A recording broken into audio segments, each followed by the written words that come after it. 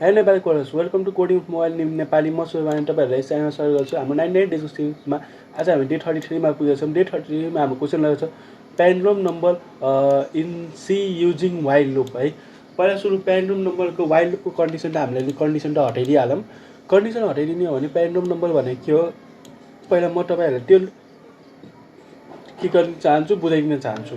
अब प्यान्ड्रोम नम्बर भनेको तपाईँहरूको यस्तो नम्बर हो जुन कि रिभर्स गर्दाखेरि जुन नम्बर हामी रिभर्स गरेर जुन नम्बर हामी रिभर्स गरिसक्यौँ त्यसको जुन त्यो आइसकेको छ एन्सर त्यो बराबर छ भने त्यसलाई प्यान्ड्रोम नम्बर भन्छ। यसको तपाईँहरूलाई म एउटा फोटोबाट बुझौँ भने यहाँ हेर्नुहोस्, मको एउटा फोटो छ। यो फोटोमा 1 to 1 रिभर्स गरिएको छ र 1 to 1 आएको छ। यो के हो? प्यान्ड्रोम हो। यो जुन अगाडिबाट नै रिभर्स गर्ने तयारी गरेको थियो त्यो रिभर्स गरिसकेपछि पनि एउटै नम्बर आउँछ भने त्यसलाई भन्छ प्यान्ड्रोम। अब कतिजना कन्फ्युजन हुन्छ, रिभर्स गरिदिइसकेपछि त्यो नै प्यान्ड्रोम हो, बट होइन। हेर्नुहोस्, रिभर्स 1971लाई रिभर्स गर्ने हो भने 1791 आउँछ, जुन कि यो एउटै छैन है। त्यस्तै भन्ने हो भने एक अर्थमा हरेक उल्टो घुमाएको नम्बर रिभर्स हुन्छ, बट हरेक रिभर्स नम्बर प्यान्ड्रोम नम्बर हुँदैन। ठिक छ। अब एउटा तपाईँहरूलाई यसको फ्लो चार्ट म कसरी बनाउने भनेर एउटा सिम्पल फ्लो चार्ट देखाउँ भने यहाँ मको एउटा फ्लो चार्ट छ। यो मैले एउटा वेबसाइटबाट निकालेको हो हैन। वेबसाइटको यहाँ हेर्न सक्नुहुन्छ। वेबसाइटको तपाईँहरूले यहाँ हेर्नुहुन्छ भने यहाँ के छ? एटलेस छ। ओके, मैले हटाइदिएको छैन एटलेस, किनकि अर्काको मेहनत बनाउन टाइम लाग्छ, मेहनत लाग्छ। ओके, सर्वप्रथम स्टार्ट, त्यसपछि इनपुट अ नम्बर। युजरबाट एउटा नम्बर लिन्छौँ। ठिक छ। नम्बर लिइसकेपछि हामीले एउटा कन्डिसन लाग्छ। के कन्डिसन लाग्छ? Input number is equal to reverse number बराबर छ भने, रिभर्स नम्बर यानि कि हालेको नम्बर र रिभर्स नम्बर बराबर छ भने त्यो कन्डिसन ट्रु भइजान्छ। ट्रु भइसकेपछि हामीलाई के जवाब आउँछ? Printed number is a palindrome number. हामीले प्रोग्राम के हुन्छ? टर्मिनेट भइजान्छ। अगर होइन यस्तो छैन भने तपाईँहरूको मानव यो कन्डिसन जुन छ यो कन्डिसन पुरा फुलफिल भएन भने यो फल्समा जान्छ र फल्समा जाने बित्तिकै यो के जान्छ? यो प्यान्ड्रोम नम्बर होइन भनेर प्रिन्ट हुन्छ र प्रोग्राम तपाईँको टर्मिनेट भइजान्छ। अब यसरी नै हाम्रो के हुन्छ? प्यान्ड्रोम नम्बरको प्रोग्राम भ्याउँछ। ठिक छ। मैले फ्लोचार्ट बुझाएँ। फ्लोचार्ट बुझाइसकेपछि अब यो प्रोग्राममा कसरी इम्प्लिमेन्ट गर्ने भनेर त्यो कुरा आउँछ, मेन कुरा। ठिक छ। सर्वप्रथम त म एउटा बोइलर प्लेट कोड हाल्छु। आफ्नो बोइलर प्लेट कोड मैले हालिसकेपछि अब युजरबाट त पहिला सुरुमा हामीले कुरा गर्थ्यौँ, एउटा हामीलाई नम्बर चाहिएको छ। यो मैले युजर डिफाइन्ड नम्बर बनाउने भइरहेको छु, त्यही भएर हामीले यहाँ युजरबाट नम्बर लिएको छ भने int is equal to n is equal to 7 अथवा 30 नम्बर छ। मैले त्यति नम्बर हाल्थेँ। ओके, अब युजरबाट नम्बर लिनको लागि यहाँ मैले एउटा म्यासेज पास गराउँछु। म्यासेजमा के लेख्छु? एन्टर नम्बर भनेर यसलाई स्पेस दिन्छु, सेमिकलन लाउँछु, अनि scanf ternary operator use भयो, sorry, scanf %d comma N एटलेस कहिले छ हाम्रो नम्बर।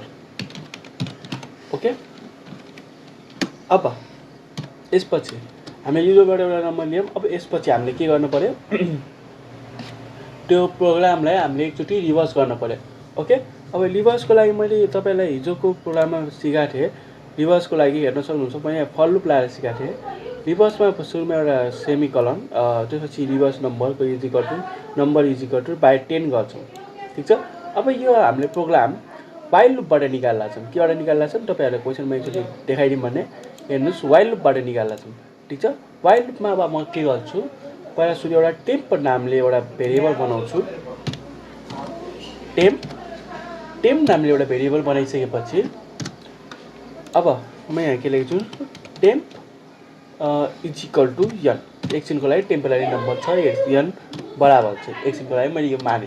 त्यसपछि म यहाँ वाइल लुप लाउँछु।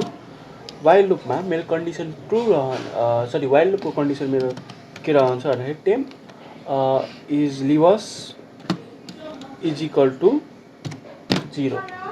ठिक छ। टेम्पलाई मैले एकछिन 0सँग इन्टिलाइज गरेँ। इन्टिलाइज गरिसकेपछि अब हामीलाई लेमेन्डर हामीले निकाल्छ। लेमेन्डर लेमेन्डल हामीले यसको निकाल्छौँ। लेमेन्डल कसरी निकाल्छौँ? लिभस मल्टिप्लाई बाई 10 प्लस एकछिन लेमेन्डल निकाल्दा छौँ है। लेमेन्डल इज इक्वल टु टेम्पको लेमेन्डल निकाल्छौँ। टेम्प पर्सेन्टेज 10 गरेर मैले यहाँ 10 को लेमेन्डल यसको लेमेन्डल निकालेँ। टेम्पोको लेमेन्डल निकालेँ। टेम्पको लेमेन्डल निकालिसकेपछि अब हामीले यहाँ लेमेन्डलको लागि हामीले यहाँ एउटा गरेको छैनौँ, भ्यारिएबल बनाएको छैनौँ। त्यही भएर यहाँ हेर्नुहोस् प्रीमा तपाईँको इररमा तपाईँको यहाँ लेट भनेर देखाइरहेको छ। अब म यहाँ जसरी नै लेमेन्डललाई इन्क्लुड गराउँछु, लेमेन्डल यो सेतो भइहाल्छ, यानि कि यो प्रोग्राम मिलिजान्छ। हेर्नुहोस् यो सेट वाइट भयो, यो मिलिगयो। ठिक छ। अब लेमेन्डल निकालिसकेपछि अब हामीलाई लिभस गर्नुपर्छ। हामीले यहाँ तपाईँहरूलाई देखाएको थिएँ, म यो सबलाई एकछिन हटाइदिन्छु। यहाँ हेर्नुहोस् number is equal to reverse number हुनुपर्छ। भनेपछि हामीलाई के चाहिन्छ? लिभस नम्बर चाहियो, हो कि नै? अब लिभस नम्बर हामी यहाँबाट निकाल्छौँ। लिभस नम्बर अब लिभसको लागि एउटा फर्मुला आउँछ। मैले तपाईँको पछिल्लो भिडियोमा सिकाएको छु, योभन्दा अघिल्लो भिडियोको एकचोटि हेर्नुहोस्।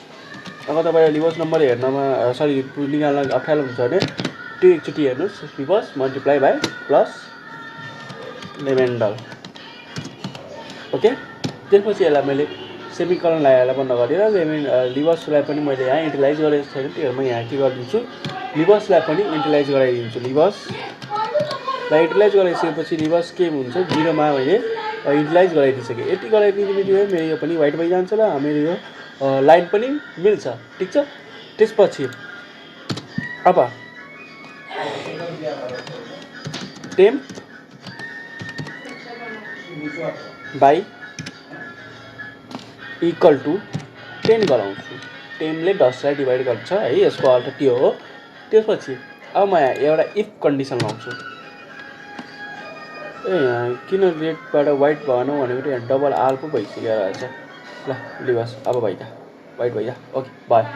अब म यहाँ इफ स्टेटमेन्ट लाउँछु। इफ स्टेटमेन्टमा म यहाँ कन्डिसन के लाउँछु भन्दाखेरि तपाईँलाई मैले यो एकचोटि देखाऊँ भने फेरि एकचोटि लास्ट है। यहाँ हेर्नुहोस् input number equal to reverse number छ भने प्यान्ड्रोम नम्बर भनेर प्रिन्ट हुन्छ। ओके, पिएस कोड। ओके, अब reverse number equal to number छ भने reverse is equal to number छ भने तपाईँहरूको के भइजान्छ? यहाँ डबल इक्वल टु हुन्छ। डबल इक्वल टु भयो सिम्बललाई सीमा लिन्छ है।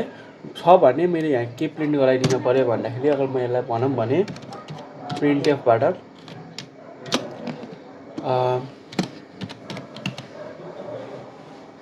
एन्टर भन्दा बरु पर्सेन्ट इज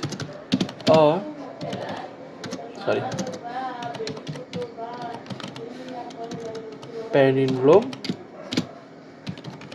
नम्बर भनेर मैले यसलाई यहाँ त्यो एउटा आउटपुट निकालेर म यसको के लगाइदिन्छु? नम्बर भनेर यहाँ त्यसको पर्सेन्टेज नम्बरको लागि हो भनेर म यहाँ भनिदिन्छु।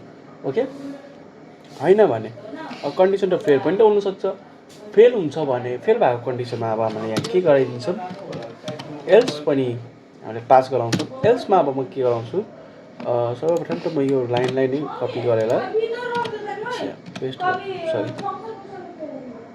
यो लाइनलाई मैले कपी गर्छु र यहाँ पेस्ट गराइदिन्छु। पेस्ट गराएपछि इज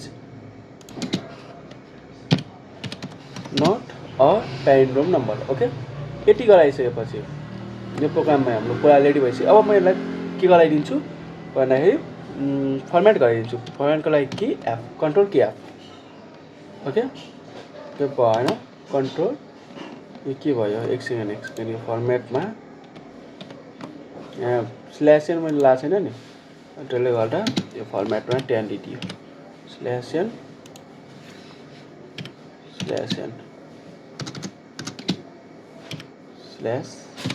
ओके, अब म यसलाई कन्ट्रोलले गर्छु।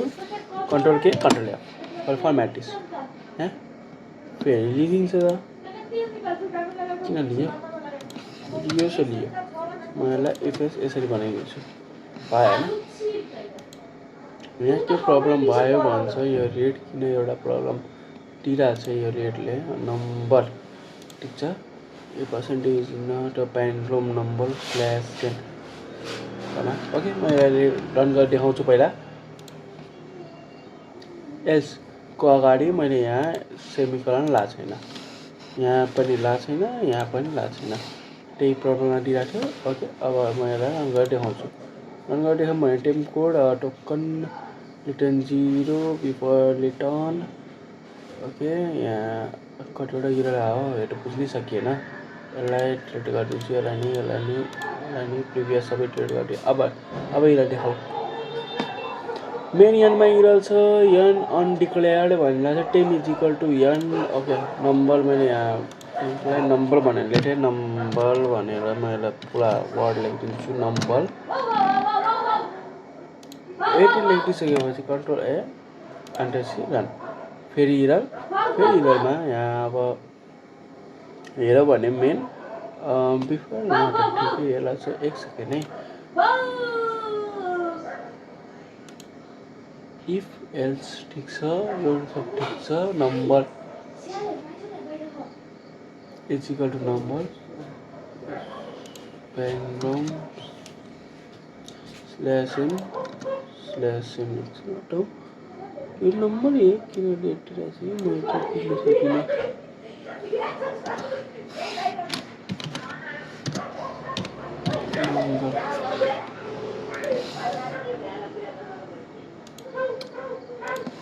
यो